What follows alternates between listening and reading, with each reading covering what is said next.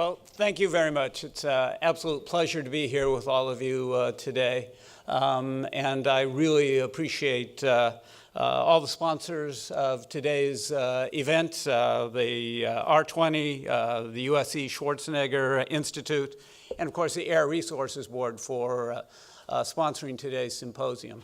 I've taken a look at the agenda that you have here today, and it really is going to be a, shall I say, a fantastic event. And I know that it will be enlightening for everybody. Now, frankly, when I took a look at the name of the symposium, Global Climate Negotiations Lessons from California, I thought that some people might think that that is a bit presumptuous to talk about lessons that California may have for the world. But as you think about it, and as we look at California's history, we have a decade-long history of leading the world in environmental programs. And so today, as I stand before you, I can look at the fact that we're going to meet our 33% renewable energy goals by the year 2020. I can say that we are on the cusp of, if we have not hit already, 100,000 electric vehicles on the roadways here in California. We can talk about our energy efficiency standards, which have led the country for about 40 years. And I can talk about the fact that we have a climate and cap and trade program that is the model for the rest of the world.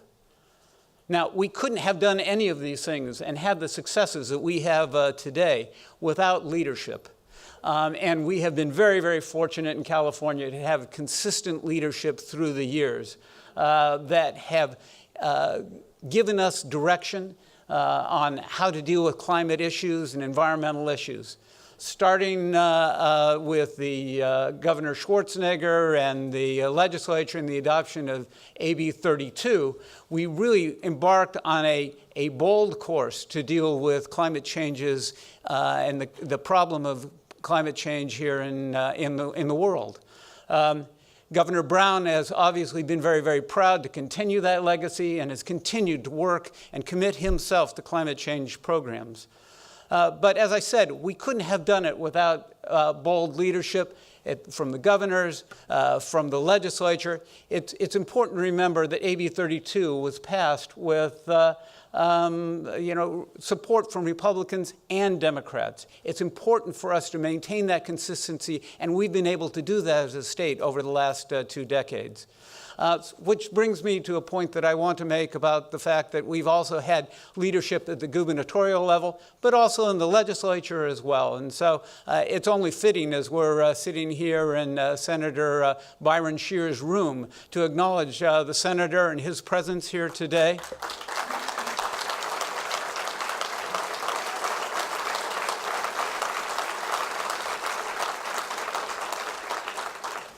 I recall being a young staffer at the Office of Planning and Research and being privileged to come to the legislature and watch the legislature, and it was always a pleasure to see Senator Scheer.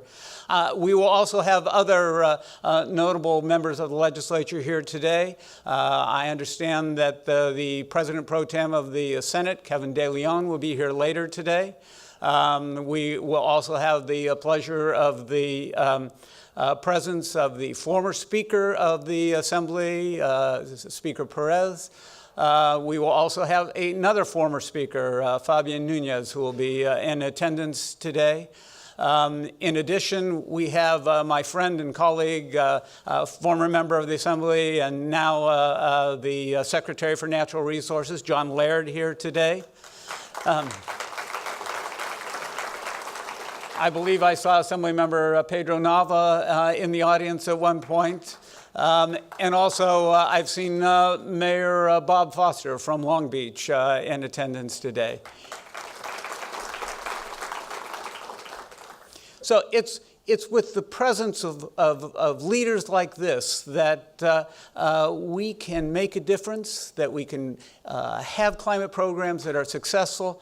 And frankly, none of our programs would be as successful without an additional leader. And so it's my privilege to introduce to you somebody who has been at the foundation of California's environmental programs for the last, well, I won't say how many years, let's just say for decades, this person has been leading California and California's environmental programs. It's my pleasure to introduce my friend and colleague, Mary Nichols.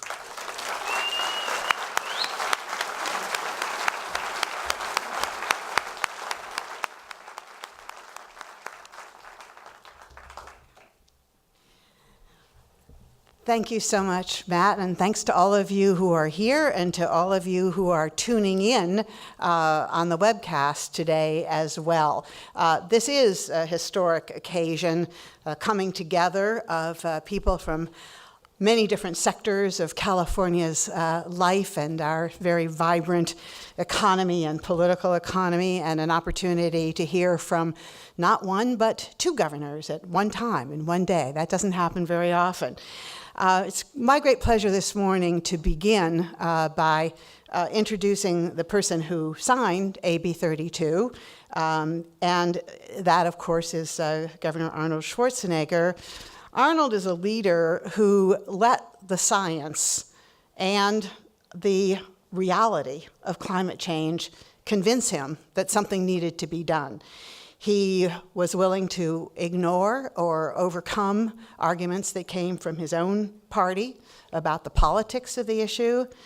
He always said, and I'm not going to try to quote, but sometimes a little bit of that accent does sort of creep in, when people elected me, they didn't see air as Republican or Democrat air, they just wanted clean air.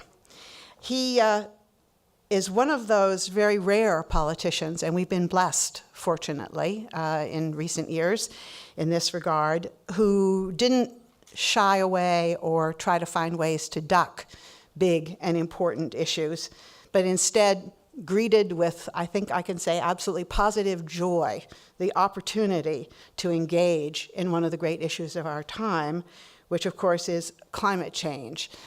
He reminds me of the fact that California has frequently been blessed with leaders who match the size and the importance and the beauty of our state.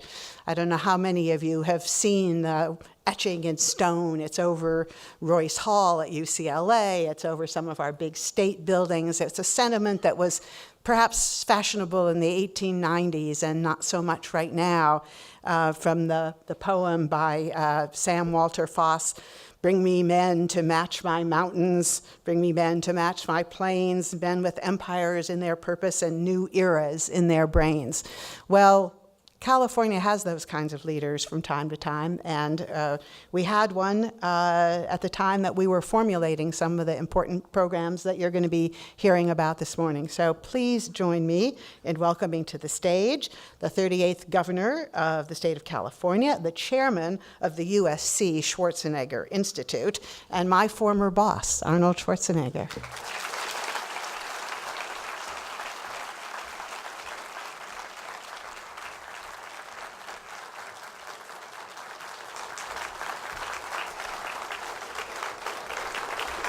Thank you. Thank you very much. Thank you. And thank you very much, Mary, for the wonderful introduction. And thank you so much for the extraordinary work that you do for the state of California and for the world.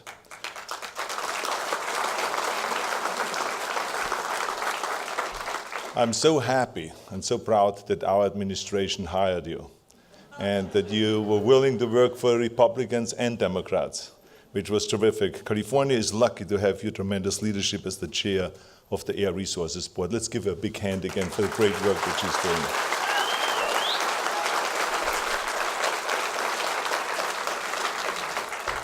I also want to say thank you to California Secretary of the Environmental Protection, Matt Rodriguez, for hosting us here today in this beautiful green building. I can't think of any other place to hold this event than right here, so thank you very much. Big hand to you. Also, I want to say thank you very much to my friend Bonnie Rees, the Global Director of the USC Schwarzenegger Institute, and Terry Tamminen, who is representing the R20 here today, the Regions of Climate Action. Both of them have been my advisors for many, many years, and they're very passionate about the environmental issues. So thank you very much. Let's give them a big hand.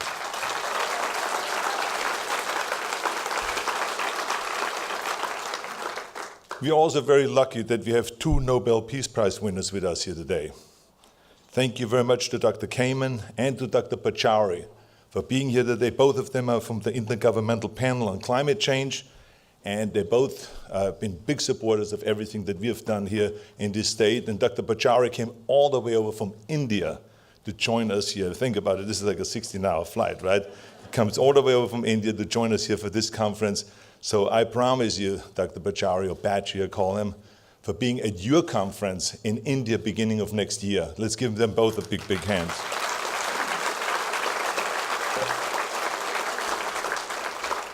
And I see my friend Ed Begley, Jr.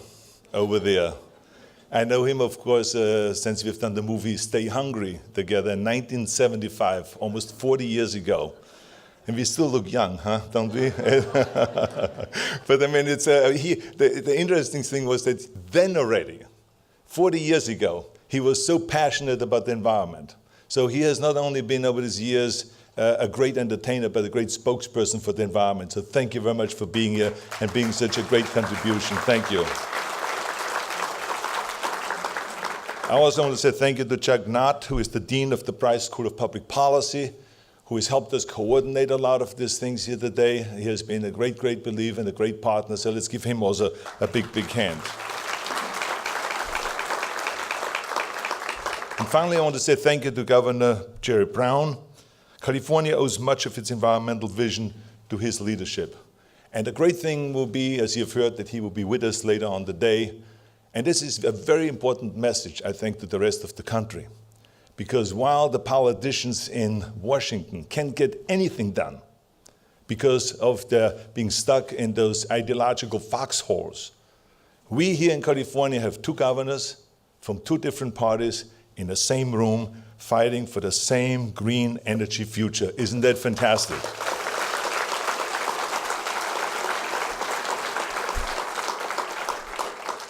Our state is truly exceptional. There's no accident that we are leading in green technology and in energy efficiency. I mean, if you think about it, that California is 40% more energy efficient than the rest of the country. I mean, if the rest of the country would have our policies and would be as energy efficient, we could literally close 2/3 of our coal-fired power plants. Or as Terry Tamminen always says, an equivalent of taking 188 million cars off the road. So think about that. So this is why I'm so proud of what we have done here in California. As leaders from all over the world prepare for the United Nations Climate Change Conference in Lima and in Paris, we are here to lead by example, as California has always done. From Governor Reagan, who established the Air Resources Board, to Governor Brown's vision of renewable energy during his first 2 terms, California has marched relentlessly towards a green and clean energy future. Californians have never seen the environment as a political issue. We recognize that there aren't conservative roads or liberal roads. We all drive on the same roads. As much as there is no conservative air or liberal air, we all breathe the same air. There is no conservative or liberal water, we all drink the same water. Now, don't get me wrong, we have plenty of partisan battles here in California, and I think that Governor Brown and I could talk to you about this for days. But we never believed in putting our environment into an ideological corner. California is lucky to have such beautiful resources, from our towering sequoias to our vast, beautiful deserts to our pristine coastline. But we are even luckier that the California people demand that we're protecting these wonderful resources. When I became governor, I wanted to continue to build on the work of my predecessors. I was proud to stand on the shoulders of such giants and to continue on the path of the pioneers who came before me. We kept up the tradition. I couldn't wait to get into this governor's office and to do some great work for the environment. This is why we passed the low carbon fuel standard, the Green Building Initiative, the million solar roofs, the Renewable Portfolio Standard, the tailpipe emission reductions, and of course AB 32, where we made a commitment to reducing our greenhouse gases by 25% by the year 2020 and 85% by the year 2050. And we created the Sierra Nevada Conservancy, the biggest conservancy in the history of California, with 25 million acres of protected land. California has consistently moved forward to put our money where our mouth is. We never waited for the federal government or any kind of an international agreement or anything else. In California, we don't believe in waiting. We believe in being in a perpetual state of motion. When California passed these laws, there were, of course, some experts that thought that we were absolutely insane, that we were crazy. They said it was Washington's job. The state had no business in doing any of that. We said, the hell with that. We don't wait for anyone. Some even so-called experts said that the economy will be crashing down and will go down the drain. Well, the opposite actually has happened. We attract more than half of all of the green tech venture capital in the United States. Think about that. Our green tech companies have raised 5 times as much capital as the second-place state. But it isn't just the green sector. Our economy as a whole has been thriving. In fact, we lead the nation in manufacturing, in green tech, in biotech, in high tech, in agriculture, entertainment, tourism, and the list goes on and on and on. And we have been implementing our environmental standards just like we have planned it, and California's economy has outpaced national growth. Isn't that unbelievable? We have outpaced national growth.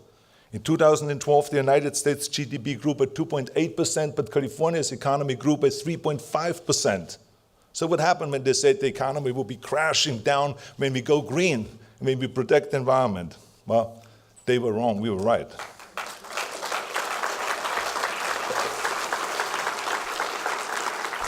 You see, in California, we don't have to choose between the environment and the economy. We know the opposite is true. Protecting the environment builds a strong, sustainable economy for the future. We also know that doing nothing will cost us a fortune down the line. From hundreds of billions of dollars to repair infrastructure that will be in danger of flooding, to tens of thousands of heat-related and pollution-related death, to the never-ending fire season. The threat of ignoring climate change are immense and real.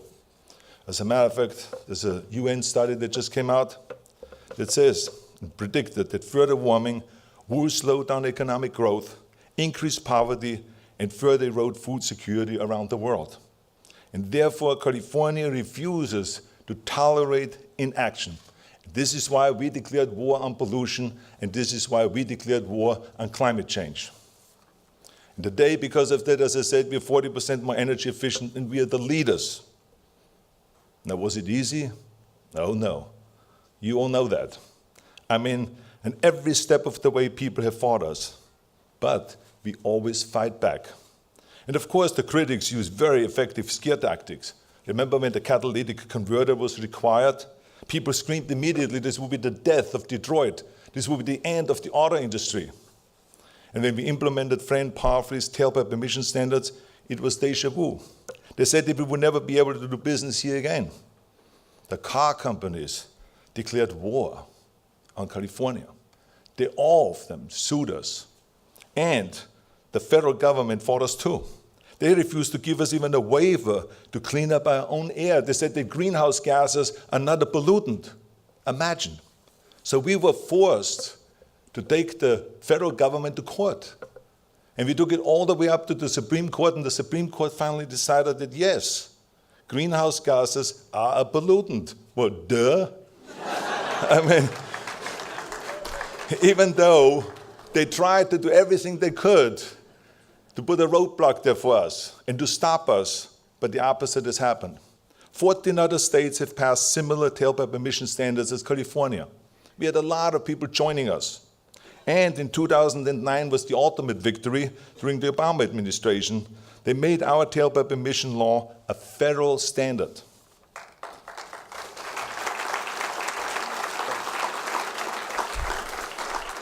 But the battles continued. When we passed AB 32, the oil companies and the coal companies came in, storming in from outside the state. And they spent millions and millions of dollars to try to pass Proposition 23, to undo everything that we have done with AB 32. And of course, They said to the people right away that our economy will be crushing down and businesses will close their doors and people will lose their jobs and all of this scare tactics. But we didn't pull back, we didn't give in. We put together a great team of Democrats and Republicans and we raised $31 million. And on the day of election, the people of California have terminated Proposition 23. And we said, hasta la vista, baby, to those oil and coal companies and send them back with their fossil fuels where they belong.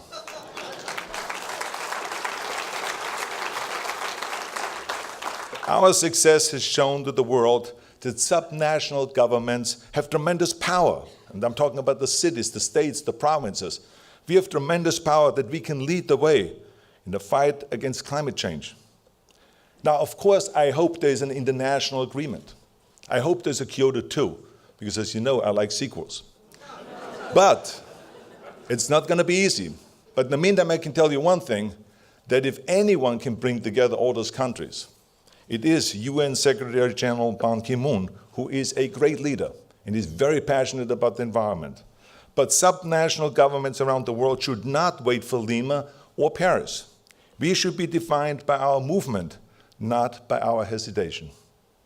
There's no better place to spread this message, of course, is right here in California, the home of Apple that taught us to think different, of FaceTime that taught us to move fast and to break things. So we're here today because California has never waited, we have never hesitated, and we have never taken no for an answer. So today I promise you that I will continue fighting that battle, that crusade. And I invite the rest of the world to join us here in California on our march towards a sustainable energy future. Thank you very much. Thank you. Thank you.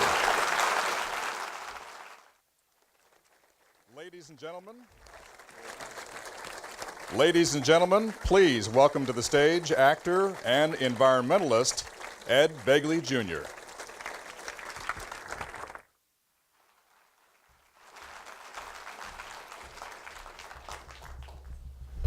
Thank you, Arnold, for that great speech and the substance behind it that made so many wonderful changes here in California and across the country, across the world. I'm going to talk about the media's role in this climate change crisis that we face in a moment. But first, let me talk about Arnold. And this actually is appropriate because we met in the media. We met doing a movie, as he was so kind to suggest. But first of all, in 1975, he took me the first time with Franco Colombo, who's here somewhere.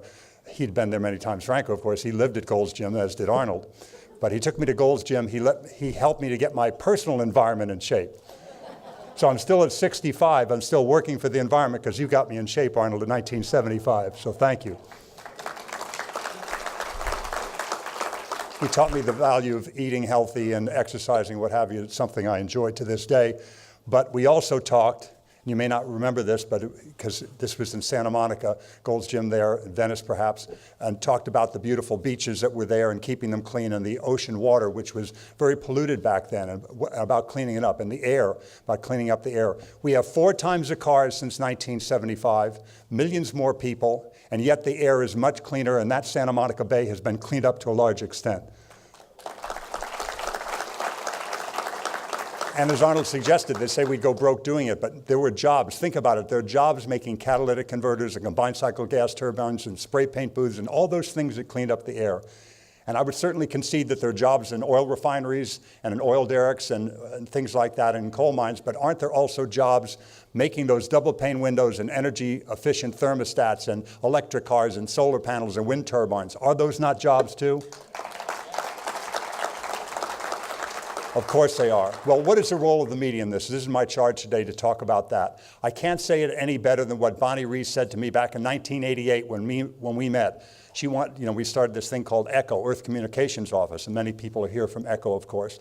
And so, we talked about the role of media in getting these things accomplished. And I said, why do you think it's so important, Bonnie? And she said, because there's not time to go door to door.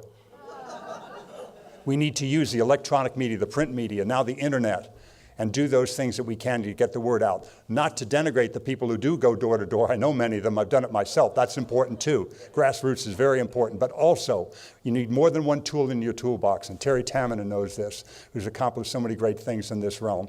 and Bonnie knows this, to get that word out. And people also say, hey, you're just an actor. Why don't you just shut up and do your job and not say anything about it? Arnold would never do that. He never shut up. He not only did his job in show business, but he did his job to get climate change rules passed and do other wonderful things for the environment.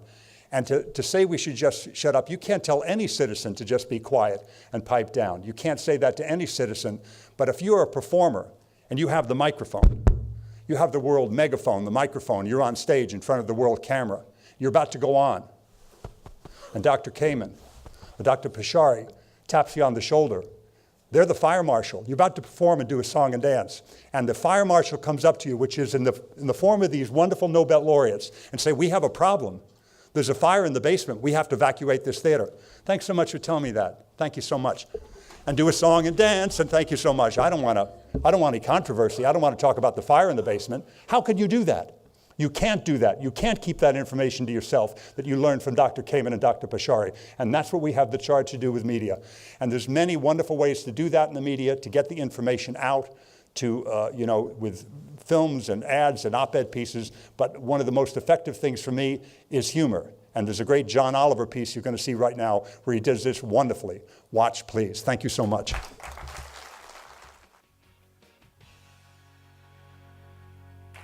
The Earth.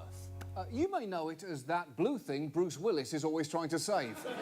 Or from its famous collaboration with wind and fire.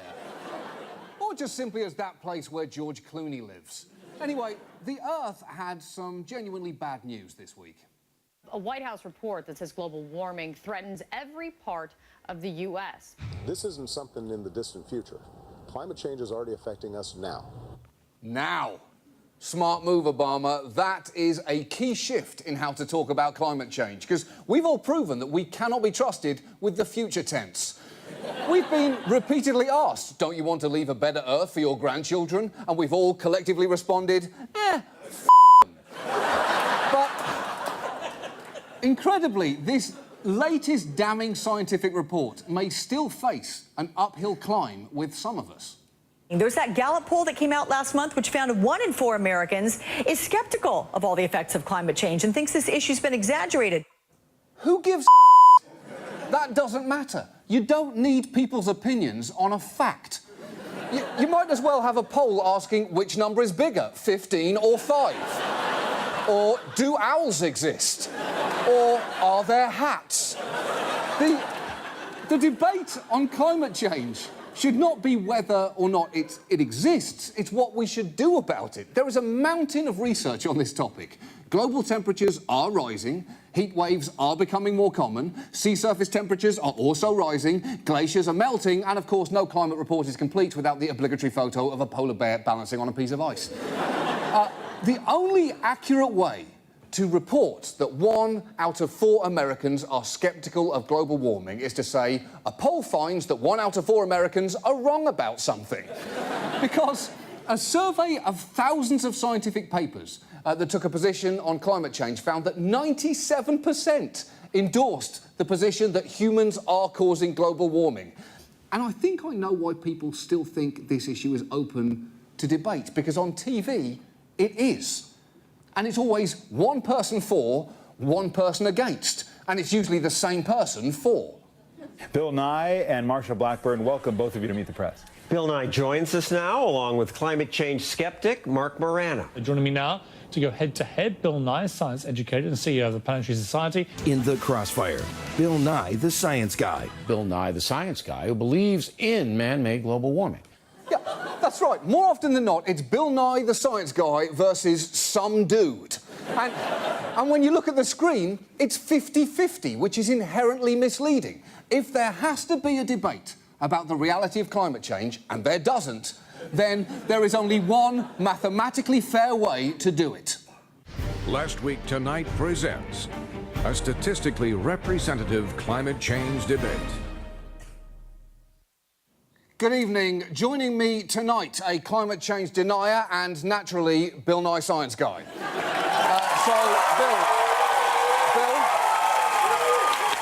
John? Yep.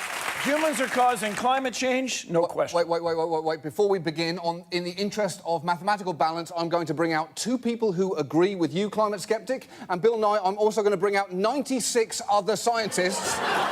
It's a little unwieldy, but this is the only way you can actually have a representative discussion. So, yeah, please file in. Again, this is going to make the debate difficult. We shouldn't really be having it in the first place. But, so, representationally, climate skeptic, please make a case against climate change. Well, I just don't think all the science is in yet. It's settled. OK, and what is the overwhelming view of the entire scientific community? Well,